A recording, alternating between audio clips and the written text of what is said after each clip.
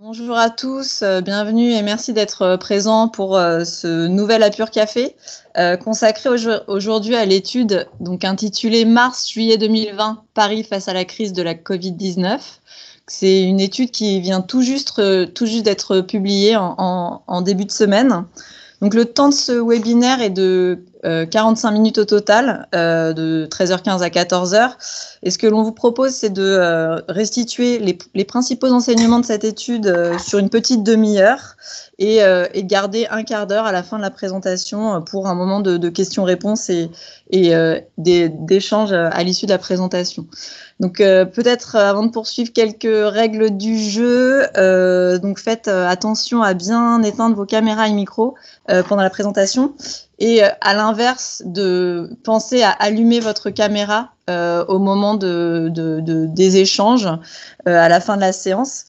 Je précise que ce webinaire est filmé et qu'il sera donc prochainement mis en ligne sur le site internet de l'Apur, comme les autres Apur Café qui ont pu être organisés ces dernières semaines. Donc, par ailleurs, n'hésitez pas à utiliser le fil de discussion tout au long de la présentation s'il y a des questions ou si vous avez des demandes de précision. Comme ça nous permettra donc à la fin de l'intervention de prendre de premières questions si vous en avez.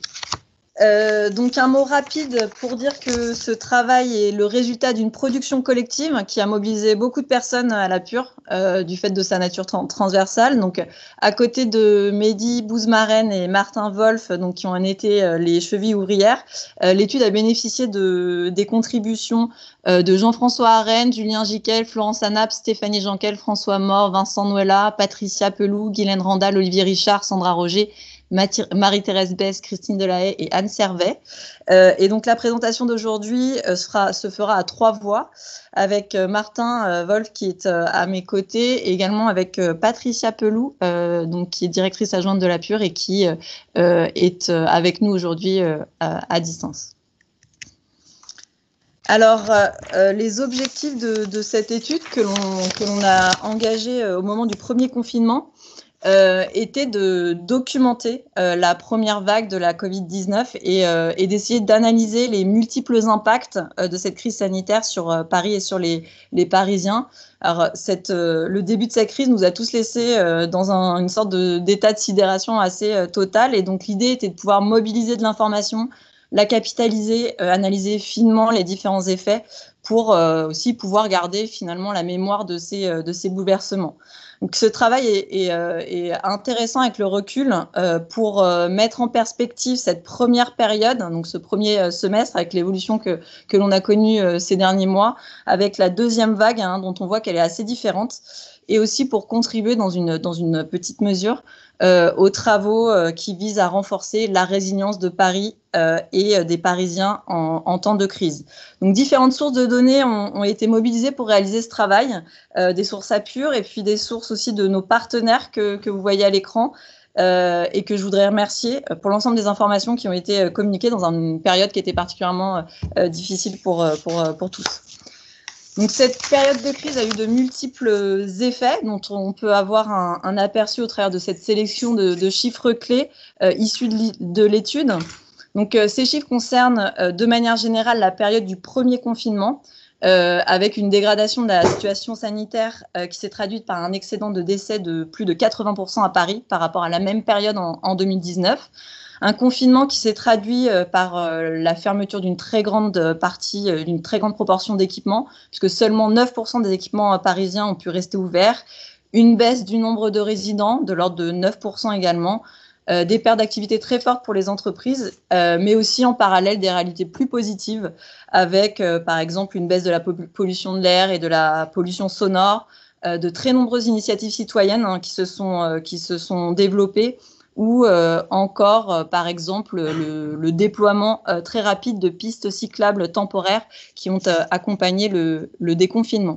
Ce travail a également permis d'établir une frise chronologique qui présente les grands jalons sur l'ensemble de la période de fin février à mi-juillet sur Paris, donc les dates qui correspondent plus précisément à la situation parisienne, qui sont en haut de la frise, et puis sur l'ensemble du territoire national, donc qui correspondent à la partie basse de la frise, donc une frise là, qui n'est pas vraiment lisible à l'écran, mais que vous pouvez retrouver dans le document. Donc, avec une analyse qui a été réalisée sur 10 thématiques différentes impactées par la crise, que vous voyez détaillées ici, qui concernent l'évolution du nombre de personnes présentes à Paris, les questions de santé, bien sûr, les pollutions, les mobilités, les commerces et services, les équipements, le logement, l'impact économique et social, les initiatives citoyennes et enfin l'espace public. Donc, on a sélectionné quelques résultats issus de cette analyse multithématique pour la présentation d'aujourd'hui. Donc, s'agissant de l'impact sanitaire, les données qu'on a pu exploiter montrent un excédent de décès très important sur la période de 81% entre le 2 mars et le 10 mai 2020 par rapport à la même période en 2019. On lit bien cet écart de mortalité observé sur la période sur le graphique que vous voyez en bas de la diapo, qui met en regard l'évolution des décès en 2020, c'est la courbe bleue, par rapport à 2019, donc la courbe rouge, avec en abscisse les dates, les différents mois de ces années. Donc avec un excédent de mortalité assez exceptionnel sur la période, qui reste élevé lors de la deuxième quinzaine d'avril, hein, c'est ce qu'on voit ici, et puis qui s'oriente à la baisse pour retrouver un niveau habituel début mai. Cet excédent de mortalité, il s'observe pour la quasi-totalité des arrondissements parisiens et est plus marqué pour 3 arrondissements en particulier, dans les 19e, 20e et 13e arrondissement. Donc la carte que vous voyez à l'écran représente cet excédent de décès sur la période de mars à mai 2020 par rapport à la même période en 2019. Et ce qu'on voit très bien, c'est que les territoires les plus concernés sont notamment la Seine-Saint-Denis, avec une surmortalité de plus de 150%, et également certaines communes d'autres territoires, comme par exemple Courbevoie dans les Hauts-de-Seine en 92, ou encore Noisiel dans le 94. Donc, ce qui est intéressant de noter avec cette carte, c'est que, en fait, même si les cas graves de Covid-19, on le sait, touchent plus fréquemment les personnes âgées, en fait, cette géographie de la surmortalité à l'échelle du Grand Paris ne suit pas la géographie de l'indice de vieillesse. Elle semble avoir plus de liens avec la géographie sociale. Et on voit aussi très bien que la corrélation entre la progression de l'épidémie et les questions de densité, dont on a beaucoup entendu parler, n'est pas établie, puisque ce ne sont pas les territoires les plus denses qui sont nécessairement les plus touchés. On le voit particulièrement au travers du cas parisien. Et c'est un constat qui a été confirmé par ce que l'on observe actuellement avec la deuxième vague. Alors, ce travail a été aussi l'occasion d'exploitation inédite de nouvelles données de téléphonie ou de recours aux services urbains qui ont été utiles pour évaluer le nombre de présents et aussi pour suivre la baisse et mesurer la baisse de l'activité sur le territoire parisien, puisque la période de confinement a ouvert en fait une période assez inédite avec une baisse du nombre de personnes présentes à Paris jamais observée depuis la Seconde Guerre mondiale. Et donc, ces données, en particulier les données de téléphonie mobile, ont permis de mesurer une baisse du nombre de présents de l'ordre de 22%, intégrant les résidents, bien sûr, mais aussi les touristes et l'ensemble des visiteurs. Et donc, à partir de ces données, si on restreint l'analyse aux seuls résidents, on obtient une baisse de l'ordre de 9% des habitants présents pendant la période du confinement. Alors, à un niveau plus fin, on observe des écarts importants entre les arrondissements. Donc, c'est la carte de gauche, cette carte donc faite à partir des données de téléphonie mobile et de taux de présents, donc à l'échelle des arrondissements. Donc, on observe des écarts importants entre les arrondissements du centre et de l'ouest, en opposition à ceux de l'est, avec des taux de présence qui atteignent 86% dans le 20e, par exemple, contre seulement 54% dans les 1er et 8e arrondissements. Autre donnée, donc les volumes de déchets collectés par la ville montrent une baisse près de 2 fois plus forte, de l'ordre de 40%, qui renvoie là plus directement au ralentissement économique, à la fermeture des cafés par exemple, à la fermeture des restaurants, à la baisse du nombre de présents aussi, et qui concerne là plus spécifiquement les quartiers centraux et de l'ouest parisien. Cette analyse de l'évolution des présents a pu être affinée par la mobilisation de données sur les consommations d'eau potable, des données qui nous ont été communiquées par Haute-Paris, qui sont intéressantes, ces données, puisqu'elles traduisent une réelle présence humaine. On a des consommations moyennes qui sont très stables en règle générale. Par exemple, pour un habitant, pour un Parisien, c'est de l'ordre de 120 litres d'eau consommée par jour, tout comme celle d'un salarié qui est de l'ordre de 40 litres d'eau potable par jour. Et donc, ces données ont montré, par exemple, que les consommations d'eau avaient baissé de 20% sur l'ensemble du territoire parisien pendant le premier confinement, donc un chiffre qui est très proche de celui obtenu par l'analyse des données de téléphonie.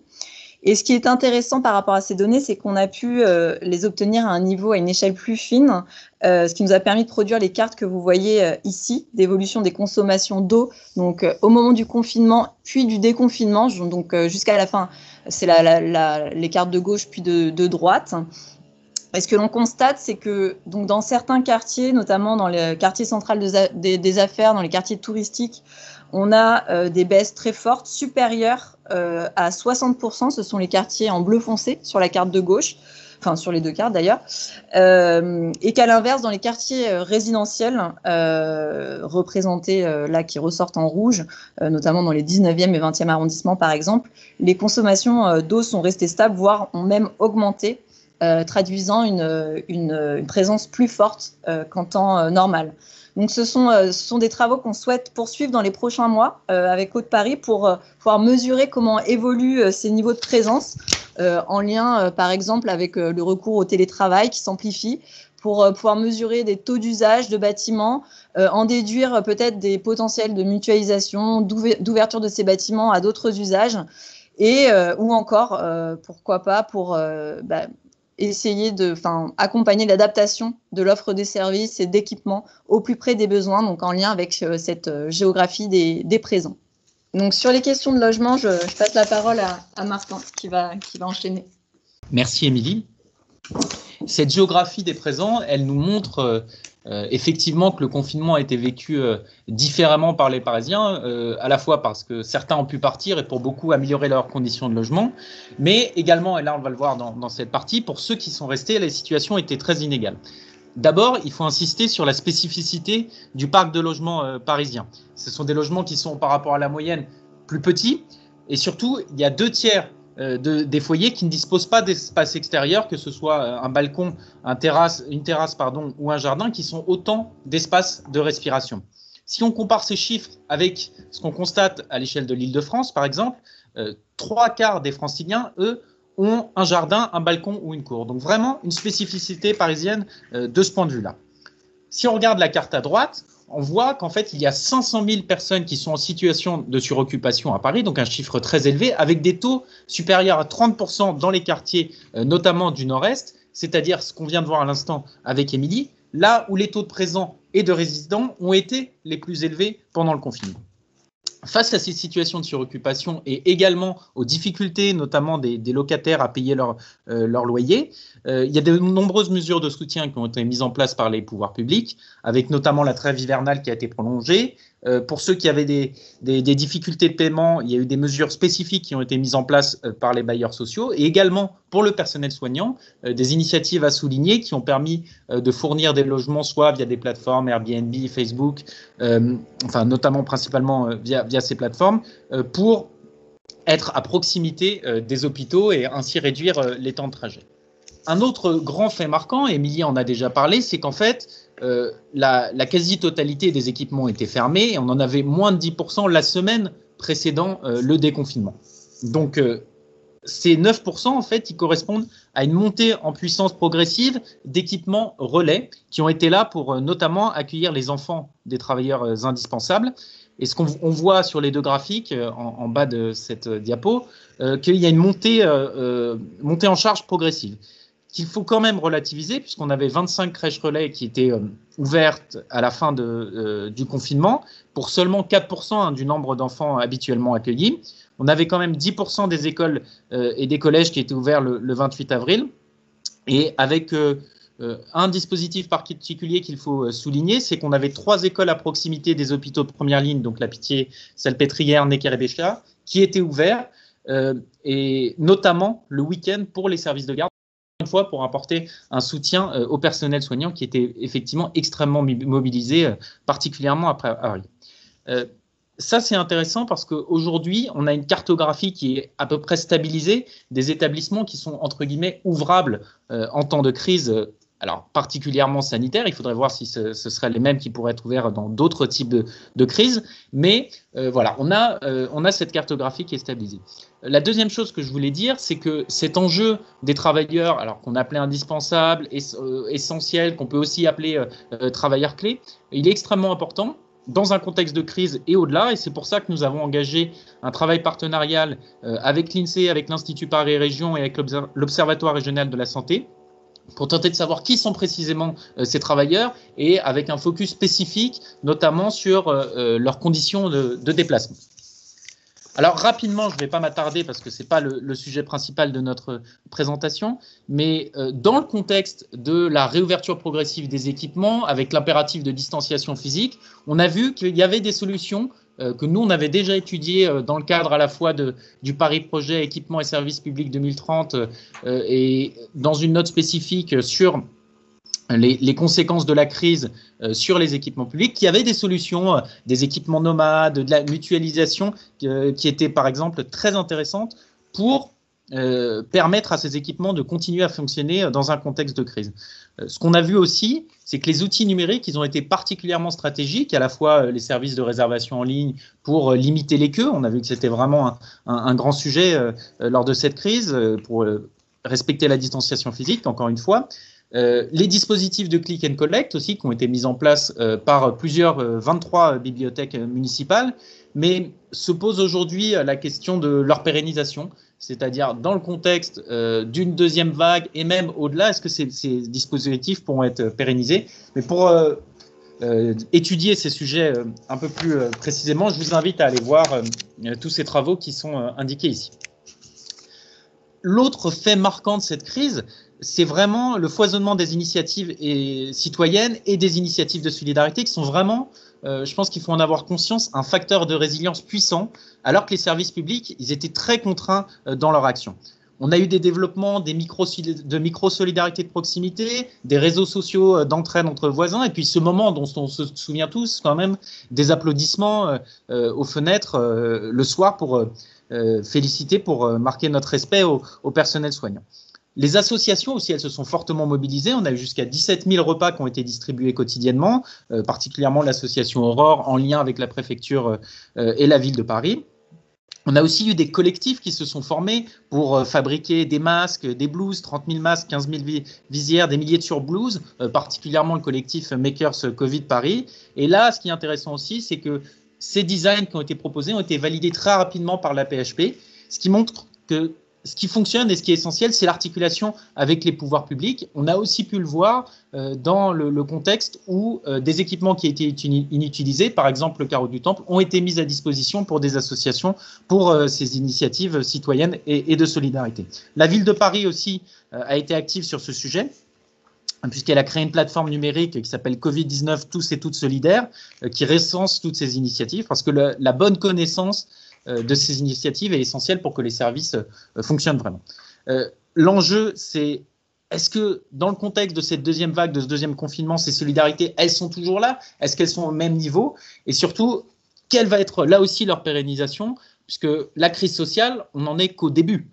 À la fois, il y a cette deuxième vague et ensuite, on aura une crise économique qui risque d'être extrêmement grave avec l'apparition de nouvelles précarités, une situation économique très difficile, en particulier pour Paris. C'est aussi ce qu'on a observé, c'est vraiment un très fort recul de l'activité économique spécifiquement à Paris. On est parti d'estimations INSEE des secteurs affectés par la crise et on les a recalculés en les appliquant à la structure économique parisienne. Ce qu'on voit, c'est qu'il y a une baisse de 37,5% de perte d'activité à Paris. Donc c'est un chiffre qui est supérieur au reste de la France. Et en cela, on voit que Paris est vraiment particulièrement exposée avec des secteurs tels que l'hébergement et la restauration, l'hôtellerie, qui ont été plus affectés que d'autres, surtout dans le contexte de cette deuxième vague où en fait le confinement est différencié et certaines activités peuvent se poursuivre. L'emploi, il est aussi très affecté, 40 000 emplois supprimés au cours du premier trimestre. Mais là aussi, attention, le deuxième temps de la crise sera probablement d'une ampleur largement supérieure puisque les dispositifs de chômage partiel un jour s'arrêteront et que beaucoup d'entreprises seront en faillite et qu'encore plus d'emplois seront supprimés. Ce qui est intéressant ici, c'est qu'on assiste peut-être à un inversement de la tendance qui a pu prévaloir ces dernières années, où les métropoles étaient plutôt là où il y avait des créations d'emplois, où l'activité économique était très favorable. Aujourd'hui, les secteurs qui sont menacés pourraient défavoriser justement les métropoles. Il y a des dispositifs d'aide qui ont été mis en place par l'État et les collectivités, avec des fonds de solidarité, notamment de l'État et de la région. Et ce qu'on voit aussi, c'est ce que vous voyez à droite, c'est que les secteurs les plus aidés sont des secteurs qui sont très développés à Paris. Donc, ce sont aussi ceux qui sont les plus menacés. La ville de Paris, là-dessus, elle a lancé un centre d'observation partenariale, donc avec plus de 25 partenaires, pour voir quel était l'impact de la crise et proposer des réponses adaptées aux différents acteurs économiques. Et je l'ai déjà dit, mais on va vraiment avoir l'apparition de nouvelles précarités, le renforcement des précarités existantes. Il y a déjà des mesures de soutien qui ont été mises en place par la ville de Paris, enfin au niveau de Paris, pardon, avec notamment 30% des allocataires qui ont perçu une aide exceptionnelle entre avril et juin 2020, des aides notamment de la CAF et de la classe VP. Enfin, et je vais essayer d'être rapide sur cet aspect-là, on a un quart des commerces qui ont été autorisés à ouvrir, donc ça fait près de 15 000, qui étaient donc les commerces dits essentiels. On voit qu'on n'est pas dans le même contexte aujourd'hui. Mais là, le maillage très fort, très dense de commerces de proximité, ça a été un vrai atout pour Paris et pour les Parisiens. On a 3 commerces alimentaires pour 1000 habitants avec une accessibilité à 5 minutes à pied. Les pharmacies aussi sont très nombreuses. On vu, évidemment, elles ont été essentielles avec le gel hydroalcoolique puis les distributions de masques lors de cette crise. Mais vraiment, ce maillage de proximité, en fait, il milite pour le développement, le renforcement de cette logique de ville de proximité.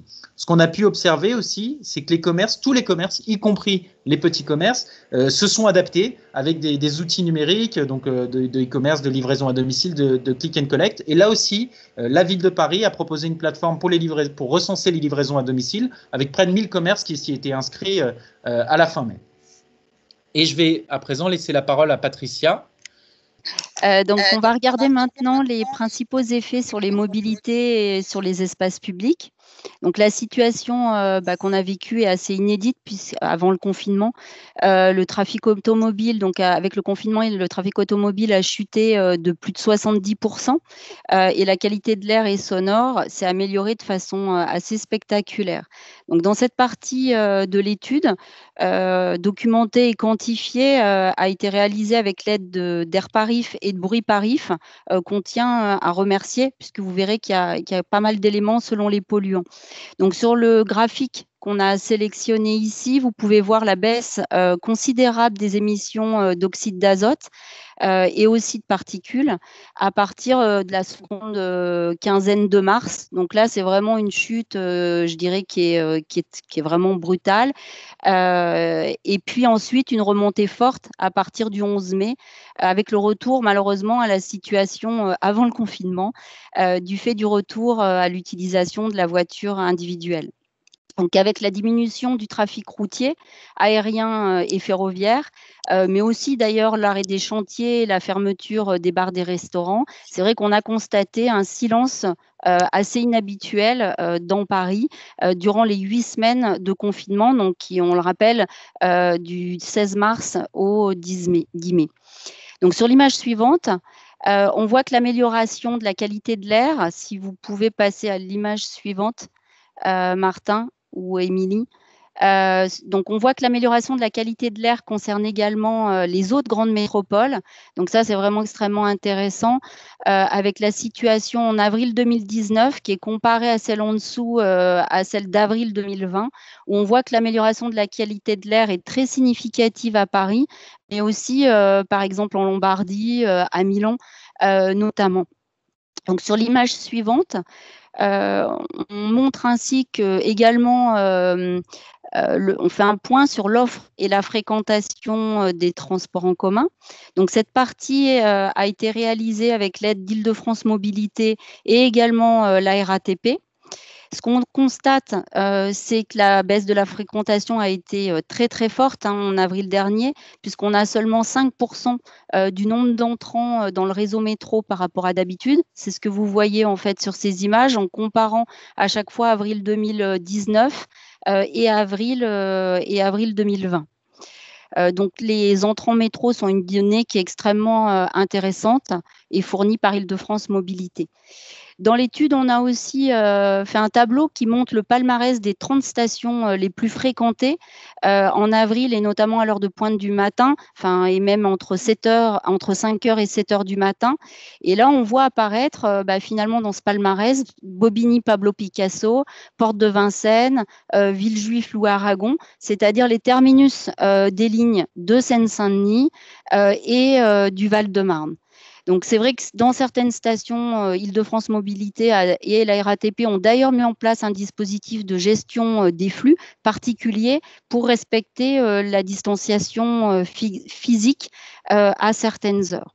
Donc, pour faire le lien avec ce que disait Martin tout à l'heure, c'est vrai qu'on imagine ainsi identifier les travailleurs clés et leur lieu de déplacement.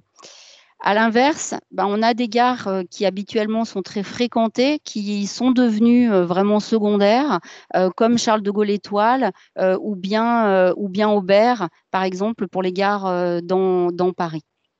Si on regarde maintenant les effets sur les espaces verts et les espaces publics, pendant le confinement donc du printemps dernier, donc la saison 1, l'État avait demandé de fermer les parcs et jardins. Donc, dans le rapport, on a calculé avec la direction des espaces verts le nombre d'hectares que ça correspond, en tout cas qui étaient rendus inaccessibles.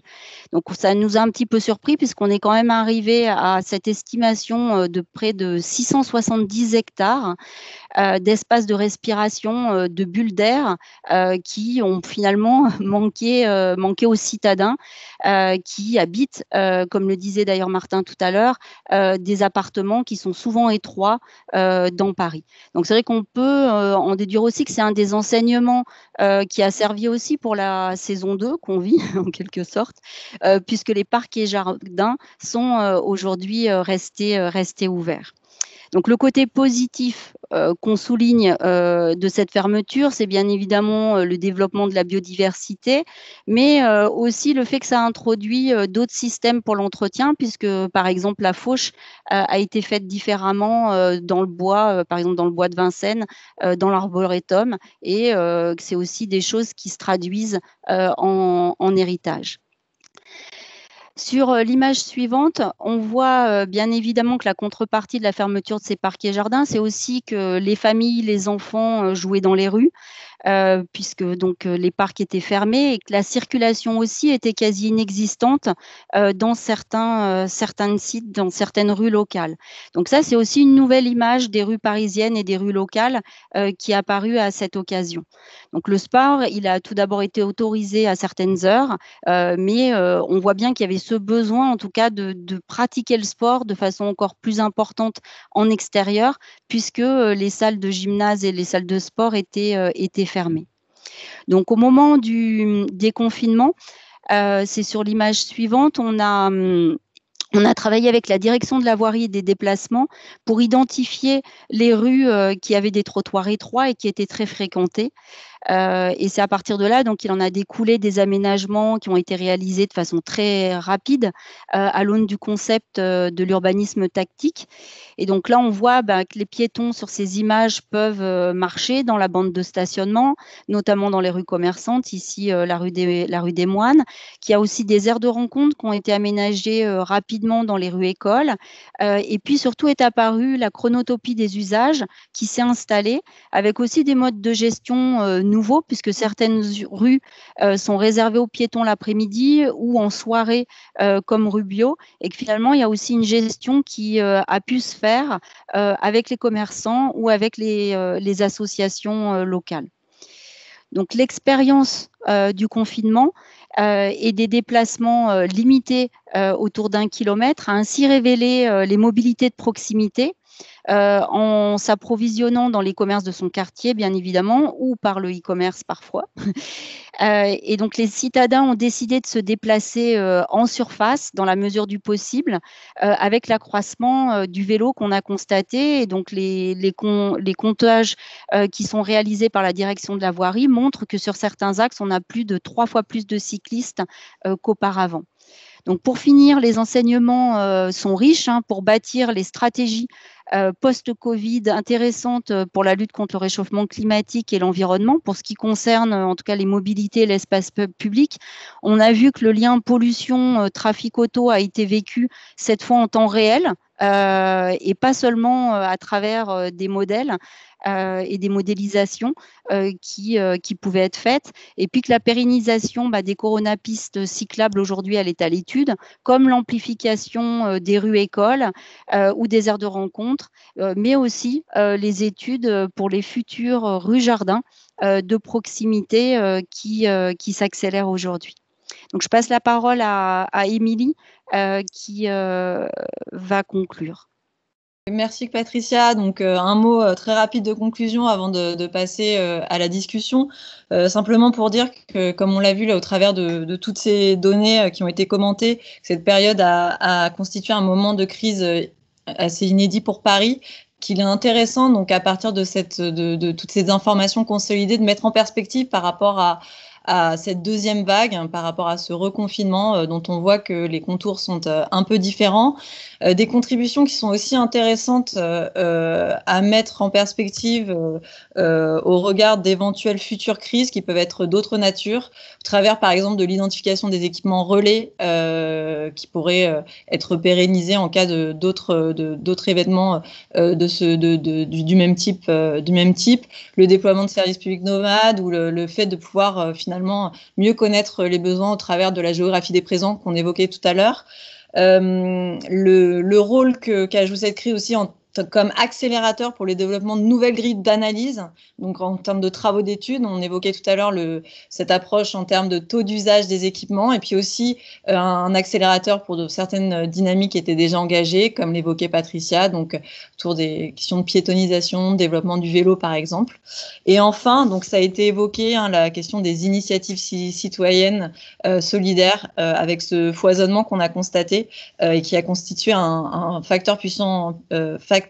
puissant facteur de résilience, avec la question de comment continuer à les encourager alors que dans le contexte, certaines énergies peuvent aussi commencer à s'essouffler. Je voudrais simplement dire, avant de passer la parole, que donc on est allé très vite puisqu'on disposait d'un temps assez court. Il y a pas mal de données beaucoup plus complètes qui sont disponibles dans le document, donc n'hésitez pas à consulter l'étude pour avoir plus de données sur des sujets qu'on aurait finalement sur lesquels on serait passé assez vite aujourd'hui. Je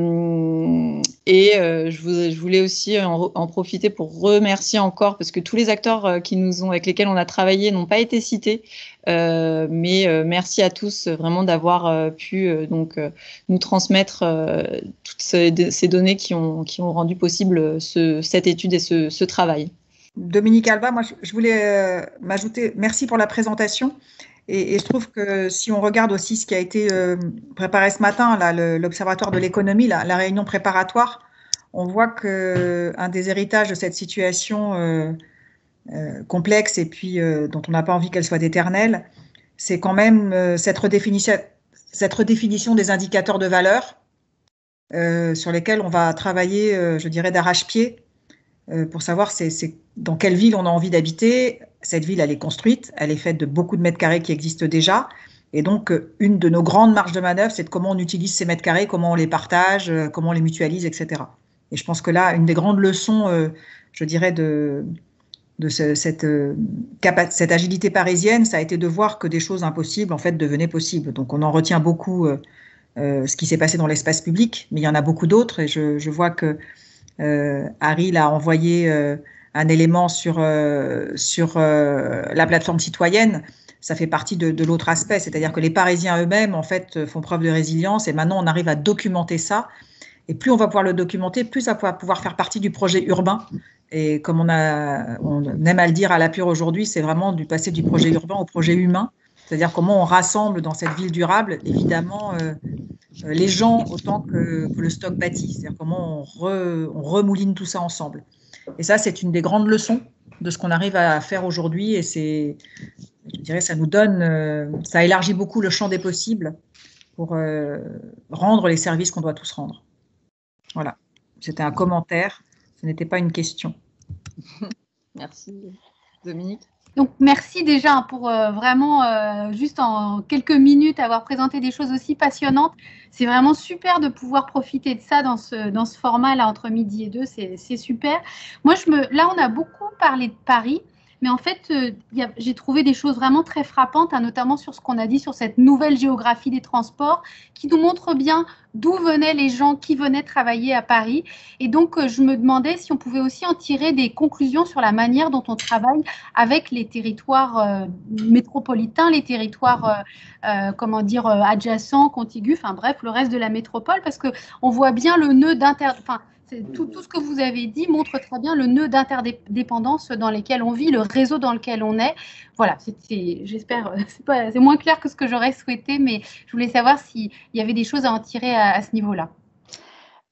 Peut-être que je réponds, en tout cas sur la question des mobilités, c'est la raison pour laquelle dans l'étude, on a fait apparaître en fait le réseau nombre d'entrants à l'échelle de la métropole, parce que ça, c'est vraiment un élément important, en tout cas que ce soit dans les terminus des lignes, qu'on ait, je dirais, le palmarès des entrants les plus importants à l'heure de pointe du matin. Et par ailleurs, il y a l'autre travail qui concerne les coronapistes. Donc, c'est vrai qu'on est passé assez vite dans cette présentation-là, mais bien évidemment, en tout cas, elles sont décrites à l'échelle, et toutes nos cartes sont à l'échelle de la métropole, parce que c'est aussi l'intérêt de montrer ce réseau qui se maille à l'échelle de la métropole. Et il y a d'ailleurs un travail qui s'engage avec la MGP et les territoires pour voir et mettre en place un réseau vélo à partir de ces coronapistes. Donc le travail il va se poursuivre, en tout cas bien évidemment. Et puis ce que disaient Émilie et Martin tout à l'heure, c'est qu'il y aura une autre travail, une étude qui va être menée sur les travailleurs clés. Oui, peut-être juste pour compléter sur les travailleurs clés, sur les travailleurs essentiels, effectivement, on engage un travail en partenariat avec l'INSEE et l'Institut Paris Région, et justement le périmètre d'études sera bien celui de la métropole du Grand Paris, pour pouvoir décrire qui sont ces travailleurs essentiels, où est-ce qu'ils habitent, comment ils se déplacent, et pouvoir finalement contribuer à cette réflexion, à la compréhension de ce qui s'est passé, ce qui se passe dans cette période de crise. Voilà. Et même, on aura même une approche spécifique sur Paris pour voir s'il y a un réel écart entre le nombre de travailleurs essentiels présents en journée et ceux qui résident en permanence. Et ça nous permettra justement de savoir s'il y a des politiques spécifiques à mettre en place, à la fois pour améliorer les conditions de logement, réduire les temps de déplacement, peut-être dans le contexte de la zone à faible émission, donner des autorisations spéciales. Voilà, c'est tout des questions qu'on se pose, et on pourra apporter des premiers enseignements avec ce travail partenarial qu'on mène. Mais ce qu'on peut ajouter, puis on a plus que 2 minutes et je ne vois pas d'autres questions, c'est que d'une part, on a pu faire ce travail aussi grâce à la qualité des données qui sont remises par les directions ou qui sont suivies par les directions de la ville. Et donc là, il faudrait avoir, à l'échelle métropolitaine, les communes n'ont pas toujours la même capacité à faire remonter les mêmes données. Et puis parfois, les données sont beaucoup plus petites en quantité, puisqu'à Paris, il y a aussi la masse qui permet de faire des choses assez rapidement. Oui. Et puis, la deuxième chose, je vois que la DAZES est encore connectée et merci d'être présente. C'est aussi d'utiliser ce document peut-être en interne. Il y a beaucoup de choses qui montrent comment les directions ont travaillé, qu'est-ce qui a été fait. Et je pense que ça peut être un vrai outil aussi de partage. On verra avec le secrétariat général sous quelle forme on le revisite ou on le mobilise pour échanger, soit au niveau du CDS, soit, je dirais, même au sein de chaque direction. Voilà. Donc là, on est à disposition pour soit présenter, soit évidemment que le PowerPoint va vous être diffusé, il n'y a pas de problème. Et puis voilà. Une demande de prise de parole de Ah oui, Quentin. j'en vois une. Ouais, Quentin Vaillant, de la Mission Métropole. Oui, bonjour à tous. Merci beaucoup pour la présentation. Moi, je voulais juste donner suite à la proposition de mise en œuvre. En fait, vous savez, la coopération avec la Seine-Saint-Denis se termine, la convention se termine au mois de décembre. On va la renouveler et moi, j'ai suivi avec beaucoup d'intérêt ce que vous avez présenté. Je pense que ça sera un document fondateur pour les axes de coopération qu'on va déterminer au premier trimestre 2021 avec le département. Je vois qu'il y a des collègues du département qui sont là. Donc, ils ont entendu comme moi les conclusions et les suites de l'étude. Voilà, nous, on va s'en saisir en tout cas pour mettre à jour aussi surtout ce phénomène de mouvement d'interdépendance que la crise a mis en question. On va prendre ça, complètement dans nos réflexions. Merci beaucoup. Pascal Bouraousni pour la DAZES. Donc, merci Dominique de nous avoir proposé une présentation peut-être ad hoc pour les équipes de direction de la DAZES que je transmettrai, bien entendu. Merci à tous. Merci encore une fois pour les différents partenariats, les échanges sur les données, sur les analyses. Tout le monde n'a pas pu être cité. Merci au secrétariat général aussi avec lequel on a pu échanger sur ce travail. Donc, le prochain Apure Café qui aura lieu la semaine prochaine, le 17 décembre, et qui sera consacré à un travail que l'on a mené sur Phnom Penh au Cambodge autour des questions de ville résiliente, justement. Je vous conseille, c'est absolument passionnant avec des élus incroyables. On se demande comment ils ont fait.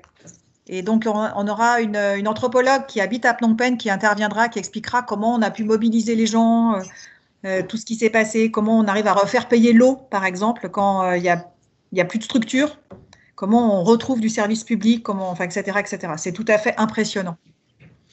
Voilà. Et bon déjeuner, bon café. À très bientôt. Bonne journée. À bientôt. Au revoir.